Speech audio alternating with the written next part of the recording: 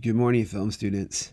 I'm recording this update to let you know that, of course, I miss you all. I hope you're all doing well.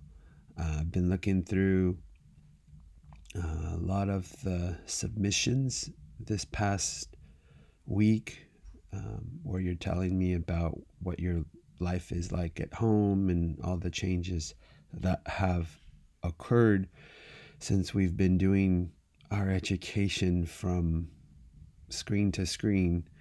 So I want to make sure that you are aware that in our class, we're not adding anything new to what was on the schedule. If anything, we subtracted all the stuff that we were doing in class. You don't have any more notebook entries because there's no more films, at least until we come back to school, which is currently scheduled to be May 1st, and that may or may not stand. We won't know for a while. But while you're home, I know that perhaps the temptation is to go work on your film since you've got more time to work on it. And I know that you all came up with some brilliant ideas for what you were going to do as your film. Unfortunately, now, as I mentioned previously, we're not supposed to be going outside, and that's important for all of us to maintain. So rather than have you potentially expose yourself or your loved ones to anything that's out there, instead, one of the things that I offered as an option, or I should say that the main thing that you should consider for our class as an option instead of your final film being a fictional narrative with a variety of actors and actresses and part of your crew, as part of your crew as well to film all this, that instead you could consider doing a documentary on how you and your family or your immediate community are dealing with this pandemic that we don't have any preparation for. One of the things that I was telling some of my colleagues is that we do fire drills to prepare for fires and earthquake drills and drop drills and active shooter drills, but we never did a pandemic drill where we don't just evacuate the building, we end up evacuating the entire district. We hadn't done that before, and so we're all kind of not sure what was going on, and just like a lot of students don't know what's happening or are dealing with having to adjust, the teachers are adjusting as well. Not all of them use, as you probably know, Schoology very often to deliver content. But I had pledged to my students before we left, and I reiterate that pledge. We're not adding anything new.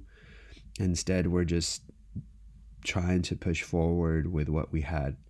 However, you may select, and I encourage you to consider doing a documentary as we just discussed, making sure that you are able to record and document what you're going through, what your family's going through, what your current community, as opposed to like an extended community, are going through. You don't have to use any special equipment other than your phone. I don't know what phone each of you has, but I'm pretty sure each of you has a phone. And the technology, as we've talked about over the year, on your phone is better than the technology that was used in the first 100 years of cinema. So I'm sure you'll make something that's vibrant and authentic to the experience that you're all having.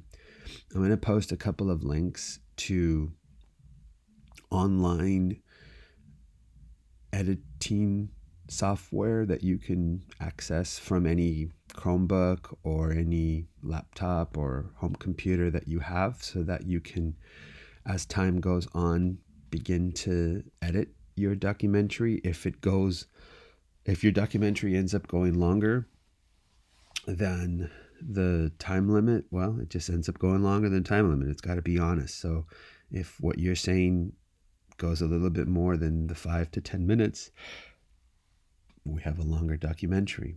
What I would urge you to do is to not hold one shot too long. And I think it's easy, for many of us to focus the camera on one person as we ask them 10 questions, for example. But what you could consider doing is, as you are recording someone who is giving you their experience, or you're recording yourself giving your experience, when you do the editing, maybe you could only have limited camera time for yourself or for your subject, that you would still keep their audio, but you would intercut shots of the environment around you. If you're doing it in your living room or your kitchen or your backyard or your balcony or wherever it is that you are, make sure that you intersplice what people are saying, which will remain constant, with different images, which you could edit through. This is a suggestion. You don't have to follow it, but it's an option that I think is very relevant to today's time. I hope you're all well, and I hope we're back in room 312 very soon, and all this is behind us. Take care.